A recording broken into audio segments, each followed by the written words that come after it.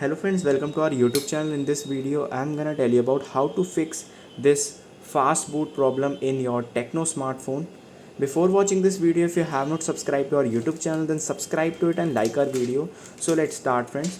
Friends, you can see screen is not working, you can see, and when you just click on power it is not open in your smartphone. So how you can fix it?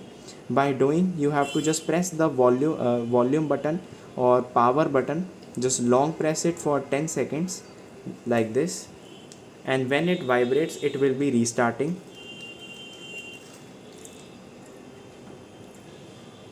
You can see I am just pressing volume up and power button like this for 10 seconds. You have to do it continuously.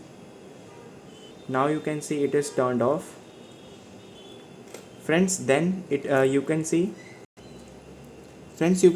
the phone is open after restarting. You have to press the volume this power button, just long press it, it will be restart your device. And this is how you can solve this fast boot problem. I hope you like this video. If you like this video, then subscribe to our YouTube channel for more helpful tips and tricks videos. See you next time.